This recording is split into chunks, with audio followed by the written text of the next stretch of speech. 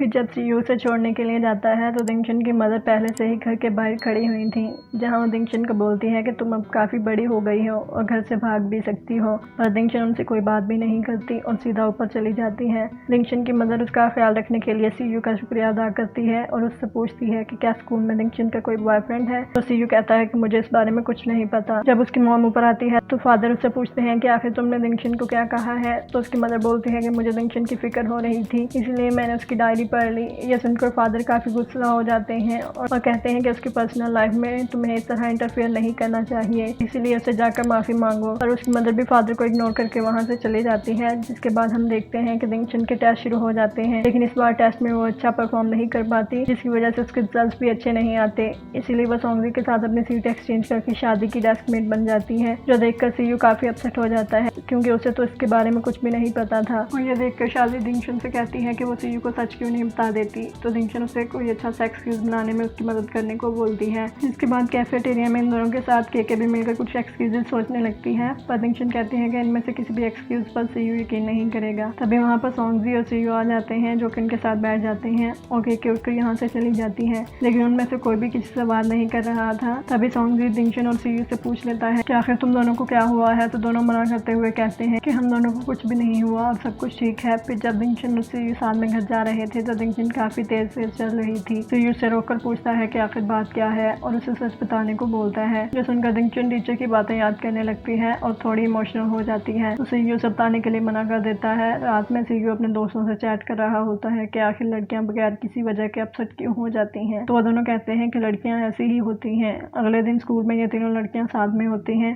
तभी यून सीयू के पास आकर उससे बातें करने लगती है। इसी बीच सोंगजी भी उनके पास आ जाता है, तो शादी उससे सीयू की लिप सिंक रीड करने के लिए कहती है, ये पता लगाने के लिए कि आखिर वो दोनों किस बारे में बात कर रहे हैं। इसलिए सोंगजी अंदाजा लगाने लगता है और कहता है कि ये लोग किसी प्ले के बारे में बात कर रहे हैं। इसके बाद जब दिंगशन घर आ रही होती है तो वो रास्ते में सीयू को बुरा भला कहकर एक कैन को टांग मार रही थी, जिसे ऐसा करते हुए रास्ते में खड़ा सीयू देख लेता है और वो उससे पूछता है कि वो इतने गुस्से में क्यों है। दिंगशन अब यहाँ उससे प्ले के बारे में पूछने लगती है और बोलती है कि क्या तुम्हें प्ले पसंद है, तो सीयू मना कर देता है और बोलता है कि लेकिन मैं इसके बारे में सीख सकता हूँ, और वो गुस्से में ये बोलकर चली जाती है कि मुझे पता था। असल में दिंगशन को लग रहा था कि सीयू यून के साथ कोई प्ले देखने जाने वाला है, लेकिन बेचारे सीयू को इस बारे में कुछ पता ही नहीं था, और क्योंकि दिंगशन ने उससे प्ले के बारे में पूछा था तो सीयू को ऐसा लगता है कि शायद वो इसे डेट करना चाहती है। इसके बाद जब दिंगशन अपने घर पहुंचती है तो उसकी मदर सीयू के घर जाने के लिए रेडी हो रही थी। इसी बीच उसका भाई मदर से पैसे मांगने के लिए उन्हें काफी मक्खन लगा रहा था, पर उसकी मदर उसे पैसे नहीं देती, तो दिंगशन के पास पैसे मांगने के लिए जाता है, तो दिंगशन भी उसे मना कर देती है और बोलती है कि तुम्हें इस तरीके से पैसे खर्च नहीं करने चाहिए। फिर ये बोलकर वो चला जाता है कि तुम नहीं समझोगी। अगले सीन में हम दिंगशन की मॉम को सीयू के घर पर देखते हैं, जहाँ वो दिंगशन के कम मार्क्स की वजह से थोड़ी परेशान हो रही थी। तो सीयू ने कहता है कि दिंगशन काफी हार्ड वर्किंग है, अगर वो किसी चीज को ठान ले तो वो करके ही रहती है। अगले दिन स्कूल में केके दिंगशन और शादी के पास आती है, जहाँ पर सोंगजी भी बैठा हुआ था और कहती है कि मेरे पास यून और सोंगजी से रिलेटेड कोई खबर है,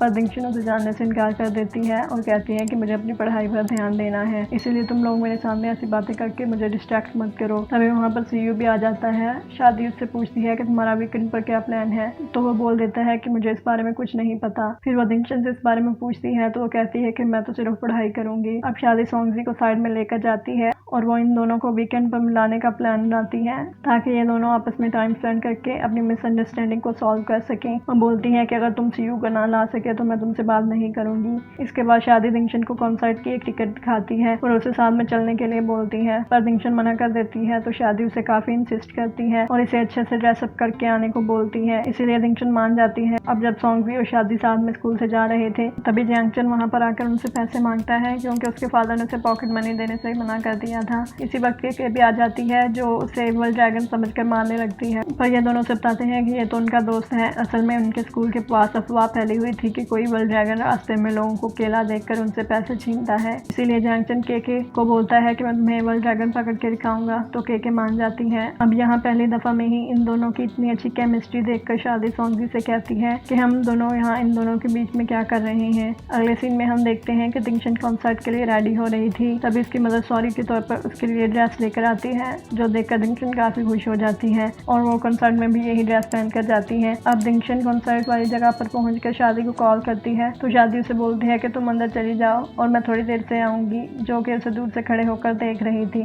तभी वहाँ पर सोंगजी आता है, जिस उससे शादी सीयू के बारे में पूछती है तो वो बताता है कि मैंने सीयू को सिर्फ इतना कहा कि दिंगशन भी कॉन्सर्ट में आ रही है, इसीलिए वो मान गया। तभी हम देखते हैं कि सीयू वहाँ पर आ जाता है और दिंगशन को लेकर अंदर चला जाता है और उनके अंदर जाने के बाद सोंगजी और शादी भी अंदर चले जाते हैं। पर हम देखते हैं कि अंदर जाते हुए दिंगशन के पैर में चोट लग जाती है, इसलिए सीयू उसे साइड में ले जाकर बिठा देता है और उसके पैर की चोट को ठीक करने लगता है। जहाँ दिंगशन उसे बता देती है कि उसने अपनी सीट क्यों चेंज की और उसने ये बात उसे सिर्फ इसलिए नहीं बताई क्योंकि उसे अगर पता चलता तो फिर से उसकी मदद करता और वो उसे बार बार तंग नहीं करना चाहती थी। यह सुनकर सीयू स्माइल करने लगता है क्योंकि वो तो कुछ और ही सोच रहा था और फिर उसे कहता है कि तुम्हें ऐसा नहीं सोचना चाहिए क्योंकि दोस्तों एक दूसरे की मदद करने के लिए ही होते हैं। दूसरी तरफ हम यांगजन और केके को देखते हैं जो कि रास्ते में छुपे हुए थे। इसी बीच हम सोंगजी और शादी को रास्ते में जाता हुआ देखते हैं, जहाँ शादी तो वॉशरूम चले जाती है लेकिन यांगजन सोंगजी को इवल ड्रैगन समझ लेता है और वो उसके मुंह पर कपड़ा डालकर उसे पीटने लगता है। केके भी उसे मारने लगती है। तभी सीयू भी इन लोगों की आवाज सुन लेता है जो कि यहाँ से गुजर रहा था और वो दिंगशन को वहीं पर छोड़कर इन लोगों के पास जाता है, जहाँ जब उसे पता चलता है कि ये इवल ड्रैगन है तो वो भी इसे पीटने लगता है। शादी भी वहाँ पर आ जाती है और वो भी उसे मारने लगती है, पर तभी वो सोंगजी की आवाज पहचान लेती है और जैसे ही ये लोग उसके मुंह से कपड़ा हटाते हैं तो सोंगजी को देखकर ये सभी लोग काफी एम्बैरेस हो जाते हैं और अपनी गलती के लिए उससे माफी मांगते हैं। लेकिन सोंगजी तो बच्चों की तरह रोते जा रहा था और क्योंकि वो चुप ही नहीं हो रहा था तभी शादी उसके पास आकर उसे शट अप बोलती है, जो सुनकर सोंगजी एकदम चुप हो जाता है। ये देखकर सभी हैरान हो जाते हैं। तभी दिंगशन को उसके भाई की आवाज आती है तो बाकी सभी लोग इस आवाज का पीछा करते हुए जाते हैं, जहाँ हम देखते हैं कि दो लड़के दिंगशन के भाई को बुली करते हुए उससे पैसे मांग रहे थे, यानी कि यही वो इवल ड्रैगन थे। जब ये लोग उनके पास पहुंचते हैं तो ये लोग डर कर रोने लग जाते हैं और क्योंकि उन्हीं की वजह से सोंगजी को इतनी मार पड़ी थी तो उन्हें चुप करने के लिए बोलता है। जिसके बाद दिंगशन, उसका भाई और सीयू घर जाने लगते हैं, जहाँ रास्ते में उसका भाई दिंगशन से ठीक से बात नहीं करता तो सीयू उसे समझाने लगता है और फिर उसका भाई वहाँ से चला जाता है। दिंगशन भी अब अपने घर जाने लगती है तो सीयू उसे रोकता है और उसे एक पेंटिंग बॉक्स गिफ्ट करता है जो उसने यून से अब्रॉड से मंगवाया था, जो देखकर दिंगशन काफी खुश होती है और सोचने लगती है कि अच्छा इसीलिए वो उस दिन यून से बात कर रहा था। तभी सीयू भी उसे बाय बोलकर चला जाता है और इसी के साथ ही ये एपिसोड यहीं पर खत्म हो जाता है। तो गाइस ये थी आज की वीडियो एंड आई होप कि आप लोगों को ये वीडियो पसंद आई होगी। तो इस वीडियो को लाइक करके चैनल को सब्सक्राइब जरूर कीजिए। आपसे फिर मिलते हैं अगले एपिसोड में, तब तक के लिए गुड बाय।